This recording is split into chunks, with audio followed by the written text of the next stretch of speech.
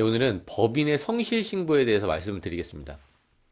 제가 지난주에 외부 감사 업무 때문에 거래처에 나가 있었는데 그 거래처 직원분이 그날 국세청으로부터 우편물이 왔다는 거예요. 그냥 국세청으로부터 우편물만 와도 왠지 무섭죠. 어쨌든 그 우편물을 가지고 이 우편물의 내용이 뭔지를 물어보셨어요. 그게 어떤 거였냐면 성실 신고 확인자, 선임 신고 안내문이었어요. 그러니까 국세청이 봤을 때는 그 해당 법인은 2017년도 사업연도를 기준으로 딱 판단했을 때 성실신고 확인자를 선임해야 되는 대상이었던 거예요. 그래서 이렇게 안내문을 보낸 거죠. 성실신고 확인자를 선임하라고. 이게 성실신고 제도가 뭔지 먼저 알아야 돼요. 소규모 법인이 국세청에 법인세 신고를 할 거잖아요. 이때 이 신고가 정말 성실하게 됐는지를 세무대리인이 확인해 준다는 거예요. 그게 성실신고 확인 제도거든요. 아까 그 우편물에 있는 내용을 조금 더 세부적으로 보면서 말씀을 드리면 여기서 말하는 이 소규모 법인이 이번에 성실신고 대상이 됐다고 하는데 소규모 법인만 있었던 건 아니에요. 기존에는 개인 사업자들한테 있었어요. 근데 법인 사업자 중에 일정 요건에 해당하는 분들이 이번에 추가되게 된 거죠. 그게 어떤 법이냐면 부동산 법인이라고 알고 계신 분들이 있는데 그렇게 아시면 안 돼요. 소규모 법인 요건이 별도로 있거든요. 어떤 법이냐면 이 가, 나, 다의 모든 요건을 충족하는 법인이에요. 그 중에 가 요건을 보면 상시 근로자 수가 5명 미만이에요. 그러니까 결국 어떤 제재를 하려고 하는 거거든요. 그렇기 때문에 근로자 수가 너무 적은 거에 대한 제한을 두고 있어요. 그리고 지분율 요건. 특정 지배주주들이 지분 비율을 50% 이상 갖고 있으면 그거는 이 나요건을 충족한다는 거예요. 그리고 사업 요건. 사실 이 세부적인 요건에 대해서는 제가 예전 강의를 통해서 좀 더 구체적으로 말씀을 드렸거든요. 어쨌든 이 내용들이죠. 여기 보면. 근데 중요한 거는 여기서 근로자 수. 1시간만 근로하는 사람은 근로자일까요? 중요하겠죠? 내가 아들을 고용했다면 근로자일까요? 내가 부모님을 고용할 수도 있잖아요. 그게 다 근로자에 포함될지 안 포함될지도 중요하겠죠. 그리고 내가 주식을 다 갖고 있을 수도 있지만 내가 반 갖고 있고 내 자녀가 반을 갖고 있다면 이건 이 요건에 해당될까요? 이런 부분을 확인할 필요가 있다는 거죠. 그러니까 그 부분은 자세한 건 이걸 통해서 확인해 보시도록 하고 오늘은 간단하게 한번 살펴볼게요. 유형이잖아요. 아까 소규모 법인이랑은 다른 거예요. 법인 전환 기업 또한 성실신고 확인자를 선임하셔야 돼요.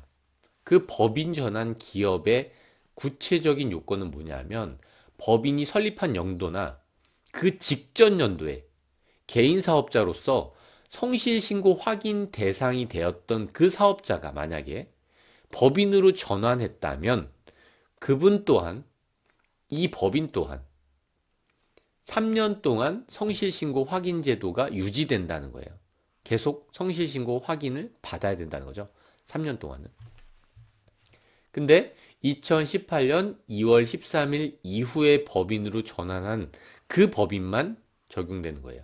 이 부분 때문에 2월 13일 이전까지 성실신고 대상자는 법인으로 빨리 전환해야 된다는 그런 얘기를 하는 분들이 많았던 거죠.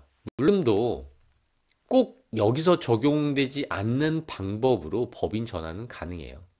이 부분은 앞에서 봤던 안내문 뒤편에 있는 내용이에요. 법인 성실신고 확인제를 안내해 주는 거죠. 어떤 내용인지. 간단히 한번 보도록 하겠습니다. 성실신고 확인제라는 거는 부동산 임대업을 주업으로 하는 등 아까 어떤 법인이 해당되는지 위에서 보셨죠? 소규모 법인이라든지 성실신고 사업자였던 개인 사업자가 법인으로 전환한 경우 그 법인들이에요. 그 법인이 법인세 신고를 할 때 과세 표준의 적정성을 세무대리인한테 확인받으라는 거예요. 세무대리인이 누구죠? 공인회계사나 세무사나 회계법인, 세무법인의 성실신고 확인을 받으라는 거죠. 그럼 그 과세 표준이 뭘까요? 물론 과세 표준만 받는 건 아니에요. 과세 표준이 뭐냐면 간단하게 이익이에요. 얼만큼 벌었고 얼만큼 써서 난 이만큼 이익이 발생했는데 이렇게 법인세 신고를 하려고 하는데 이 부분에 대해서 이런 분들한테 확인을 받으라는 거죠. 그럼 이 성실신고 확인자를 선임해야 되는 신고 기한인데 그건 언제까지일까요? 일단 법 문구를 보면 각 사업연도 종료일이 속하는 달의 말일로부터 2개월이에요. 그러니까 12월 31일 날 끝나는 법인이라면 2월 28일까지겠죠. 물론 법인이 3월 말 법인도 많이 있어요. 근데 대부분 12월 말 법인이니까 2월 28일까지 선임신고를 하시면 되겠죠. 이 성실신고 확인서를 제출하여야 하는 그 법인은 사업연도 종료일이 속하는 달의 말일로부터 4개월 이내 법인세를, 그러니까 4월 달까지 신고해도 된다는 거예요. 일반적으로 법인들은 3월 달까지 신고하죠. 근데 여기에 해당된다면 4월 달까지 법인세를 신고해도 된다는 거예요. 그리고 저희 같은 성실신고 확인자는 어떤 내용을 확인할까요? 그 사업장 현황이라든지 주요 사업 내용, 수익 금액에 대한 검토, 그리고 정규 증빙을 수취했는지 여부를 확인하는 거예요. 좀 더 구체적인 내용은 이 강의를 통해서 한번 확인해 보시도록 하고, 그리고 성실신고 확인에 대한 혜택이라고 했는데 사실 혜택은 아니죠. 성실신고 대상자가 되면 확인을 받아야 되잖아요. 그럼 저희가 무료로 해주나요? 그렇진 않겠죠. 저희가 돈을 받잖아요. 얼마를 받을까요? 국세청이 예상하는 금액은 얼마일까요? 저희가 얼마를 받을지를 예상하는 금액 250만 원 아닐까요? 여기 어떻게 써 있냐면 성실신고 확인을 위해 직접 사용한 비용의 60%를 150만 원 한도 내에서 세액공제 받을 수 있대요.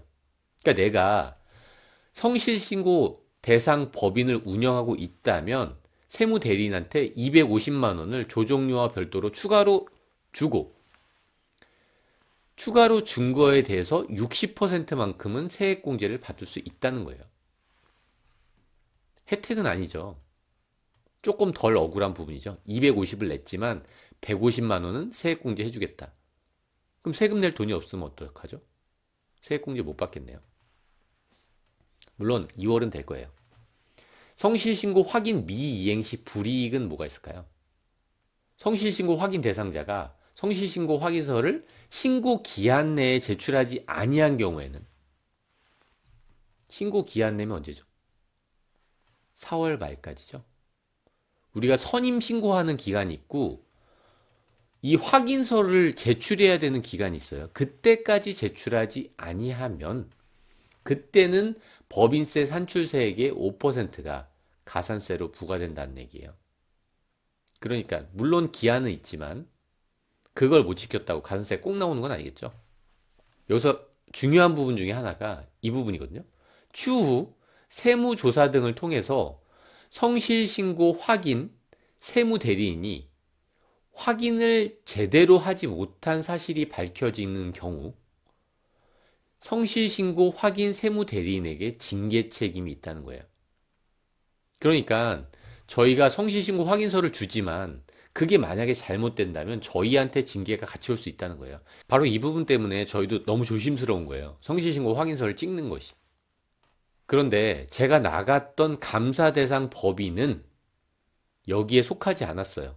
이 안내문은 어떤 안내문이었냐면은 2017 사업연도를 기준으로 국세청에서 판단한 거예요. 그래서 예비 안내하는 거래요. 그러니까 2018년도 그 사업연도 성실신고 확인 대상이 되는지를 법인이 검토해 봐야 되는 거예요. 이 안내문을 받았다고 나는 무조건 성실신고 확인자냐? 그건 아니라는 거예요. 2018년도 그 사업연도를 기준으로 다시 한번 검토한 다음에 그게 맞다면 선임신고를 하라는 거죠. 이 법인은 왜 안 됐냐면 바로 이 단서 때문에 안 됐어요. 제가 나갔던 감사 대상 회사는 뭐라고 적혀 있냐면 주식회사 등 외부 감사에 관한 법률, 잘 안 보이시긴 할 텐데, 그러니까 외감법에 따라 저희 같은 감사인, 회계사들한테 감사를 받는 그런 법인은 이 성실신고 확인자 선임신고 대상 그 법인에서 제외시켜줘요. 물론 저희한테 임의로 감사받는 경우도 있거든요. 이 주식회사 등 외부 감사에 관한 법률에 의해서만 감사를 하는 건 아니거든요. 그거는 해당 안 되고요. 이 주식회사 등 외부 감사에 관한 법률에 따라서 그래서 감사를 받아야만 되는 회사들은 여기서 제외시켜 준다는 거죠. 네, 오늘은 여기까지 하도록 하겠습니다.